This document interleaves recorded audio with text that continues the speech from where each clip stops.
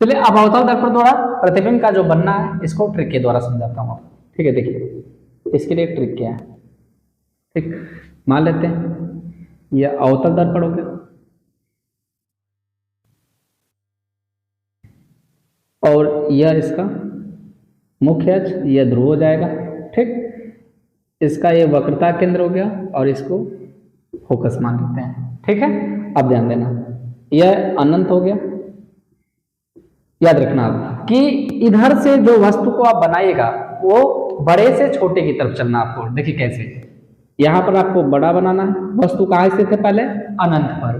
ठीक है, पहला स्थिति। दूसरी स्थिति कहाँ स्थित है भैया, दूसरी स्थिति इसकी हो जाएगी अनंत और वक्रता केंद्र के बीच स्थित हो जाएगा, ये दूसरी स्थिति। तीसरी स्थिति आपको हो जाएगी कि वस्तु कहाँ स्थित है, वक्रता केंद्र पर स्थित है।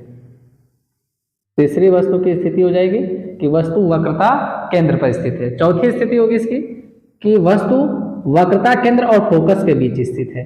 और इसकी पांचवी स्थिति है इसकी कि वस्तु कहाँ स्थित है, फोकस पर स्थित है। ठीक, और जो इसकी छठवीं स्थिति होगी कि फोकस और ध्रुव के मध्य स्थित हो गया, इसकी यह छठवीं स्थिति हो जाएगी। ठीक है, याद रखना पहले आपको बड़ा बनाना है वस्तु को, फिर छोटा, फिर उससे छोटा, फिर उससे छोटा, फिर उससे छोटा, फिर उससे छोटा। ये 6 स्थितियां होती हैं वस्तु की। आप इसमें प्रतिबिंब कहां से बनाएंगे तो याद रखिएगा, जो प्रतिबिंब बनाना आप यहां से छोटे से बड़े की तरफ जाएंगे। ठीक है, जैसे इधर से बड़े से छोटे की तरफ आया है उसी तरह छोटे से बड़े की तरफ जाते हैं। ठीक है, आप इसको ट्रिक क्या कर ऐसे भी याद कर सकते हो कि कक्षा 5 में हम थे तो हमें उल्टी गिनती नहीं आती थी। तो सही बात है कि हमें कक्षा 5 में थे तो हम लोगों को उल्टी गिनती कहाँ आती थी। तो उल्टी गिनती का मतलब 5 के बाद आपको उल्टी गिनती लिखना है। बात को याद करना, मतलब ट्रिक बता रहा हूँ, ऐसा नहीं कि आती नहीं थी, हो सकता आती रही होगी आपको।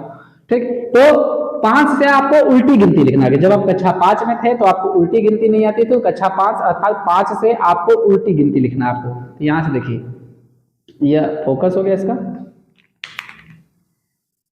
आप उल्टी गिनती लिख दीजिए यहाँ पर। तो 1 नंबर इसे देना आप, दूसरा नंबर इसे आपको देना, तीसरी स्थिति आपका वक्रता केंद्र ये हो गया, तीसरी स्थिति ये हो जाएगी। ठीक, जितना बड़ा वस्तु होगा उतने बड़ा ये भी बनाना आपको प्रतिबिंब। ठीक है, वक्रता केंद्र पर। और चौथी स्थिति ये हो जाएगी और इसकी 5वीं स्थिति हो जाएगी। ठीक है, देखिए छोटा, इससे बड़ा, फिर इससे बड़ा, फिर इससे बड़ा, फिर इससे बड़ा। ठीक है, आप याद कर लेना है इसको कैसे, तो देखो 3 3 बराबर है ना, 3 और 3 अंक बराबर है। याद रखना 1 का 1 वाला जो यह है प्रतिबिंब है, 2 का 2 वाला प्रतिबिंब है, 3 का 3 वाला प्रतिबिंब है, 4 का 4 वाला प्रतिबिंब है, 5 का 5 वाला। और जो छठवां प्रतिबिंब बनता है इसको आपको याद रखना है, कहाँ बनता है, दर्पण के पीछे बनना है आपको। इसको भी मैं ट्रिक के द्वारा बता दूंगा, पहले 5 स्थिति को आप समझ लीजिए अच्छे से। ठीक, तो पहली वस्तु का जो प्रतिबिंब है वो कहाँ बन रहा है, पहली स्थिति में, मतलब फोकस पर। यह दूसरी वस्तु कहाँ स्थित है, देखो पहली वस्तु अनंत पर स्थित था तो अनंत पर स्थित वस्तु का प्रतिबिंब फोकस पर बनता है। दूसरी वस्तु कहाँ स्थित है, अनंत और वक्रता केंद्र के बीच स्थित है, तो इसका प्रतिबिंब कहाँ बनता है, फोकस और वक्रता केंद्र के बीच बनता है। देखो दूसरी स्थिति। तीसरी स्थिति देखिए कहाँ है, वक्रता केंद्र पर है, तो प्रतिबिंब भी कहाँ बन रहा है, वक्रता केंद्र पर ही बनता है। ठीक है, इसको याद रखना है। चौथी स्थिति देखिए, चौथी स्थिति यहाँ पर है, तो चौथी स्थिति है वक्रता केंद्र और फोकस के बीच में स्थित वस्तु है, तो इसका प्रतिबिंब वक्रता केंद्र और अनंत के बीच बनता है। देखो 5वीं स्थिति देखिए, फोकस में स्थित वस्तु का प्रतिबिंब कहाँ बनता है, तो फोकस स्थित वस्तु का प्रतिबिंब कहाँ बनता है, अनंत पर बनता है।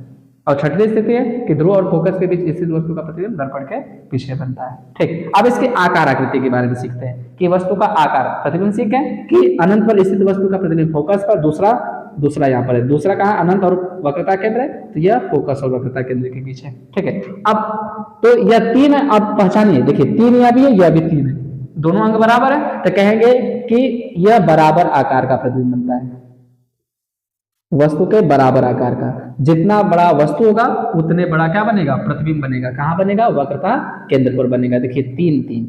और इसके दाहिने तरफ जो होगा यह वस्तु का जो आकार होगा यह छोटा होता है, और इसके जो बाईं तरफ का आकार होगा यह वस्तु का आकार क्या होगा, बड़ा होगा। ठीक, तो आपसे पूछा जाए अनंत पर स्थित वस्तु का प्रतिबिंब कैसा बनता है, तो क्या कहेंगे, छोटा बनता है। फिर पूछा जाए कि अनंत और वक्रता केंद्र के बीच स्थित वस्तु का प्रतिबिंब कैसा बनता है, तो छोटा बनता है। ठीक है, और याद रखना ये सभी प्रतिबिंब दर्पण के सामने है, इसलिए यह प्रतिबिंब कैसे होंगे, वास्तविक होंगे और उल्टे होंगे। ठीक, अब तीसरी वस्तु को पूछ दिया जाए कि तीसरी वस्तु जो है यदि वह वक्रता केंद्र में स्थित है तो इसका प्रतिबिंब कहाँ बनेगा, तो कहेंगे वक्रता केंद्र पर ही बनेगा। कैसा बनेगा, बराबर आकार का बनेगा। ठीक, आपसे पूछ दिया जाए कि यदि वस्तु फोकस पर स्थित है तो इसका प्रतिबिंब कहाँ बनेगा, तो यदि वस्तु फोकस पर स्थित है तो पांचवी स्थिति देखिए यहाँ पर, तो वस्तु का जो आकार होगा वह बड़ा होगा और कहाँ बनेगा, ये अनंत पर बनेगा। आगे समझ में? ठीक, तो ये इसकी स्थिति को बता रहा है, यह बड़ा आकार होगा, यह बराबर होगा या छोटा होगा। और ये देखिए देखो इसकी छठवीं स्थिति को याद करना है, तो छठवीं स्थिति को आप कैसे याद करोगे कि पी से याद करो, पी से पापा, पापा के सामने यदि आप बैठ कर पड़े हुए तो आप पापा का पूरा फोकस आपके ऊपर होगा। ठीक है, तो यह लड़का अपने पापा से बचने के लिए दर्पण के पीछे जाता है और छिप जाता है। ठीक है, जिसके कारण इसके पापा इसको देख नहीं पाते हैं। तो आप कहोगे सर दर्पण के पीछे कैसे छिप जाएगा। ठीक है, तो मान लो कल्पना कर लो कि दर्पण के पीछे छिप गया। ठीक है, तो दर्पण के पीछे छिप रहा अर्थात कल्पना कर रहे हैं आप, मान लीजिए। तो जब कल्पना कर रहे हैं अर्थात दर्पण के पीछे जो प्रतिबिंब बनता है एक ऐसा प्रतिबिंब बनता है, काल्पनिक प्रतिबिंब बनता है, अर्थात आभासी प्रतिबिंब बनता है। ठीक, इस बात को याद रखना, दर्पण के पीछे जो भी प्रतिबिंब बनेगा एक ऐसा प्रतिबिंब बनेगा, काल्पनिक बनेगा। ठीक, अर्थात आभासी प्रतिबिंब बनता है। और दर्पण के सामने जो प्रतिबिंब बनेगा वह वास्तविक होगा और सदैव उल्टा होगा। और दर्पण के पीछे जो प्रतिबिंब बनेगा वह आभासी होगा और सीधा होगा। ठीक है, इस बात को याद रखना। ठीक, छोटे से बड़े की तरफ जाना है, इधर से बड़े से छोटे की तरफ चलना है। कंडीशन याद होगी 1 2 3 4 5, और यहां से आपको याद करना है 1 2 3 4 5। ठीक, बात समझ में आ गई। वीडियो को रोक रोक के देखना, अच्छा सा आपको समझ में आ जाएगा। वीडियो अच्छा लगा हो तो वीडियो को लाइक करिए, चैनल को सब्सक्राइब करिए। मिलते हैं इसके नेक्स्ट वीडियो में, तब तक के लिए धन्यवाद। लिख लीजिए, इसका भी एक स्क्रीनशॉट ले लीजिए आप।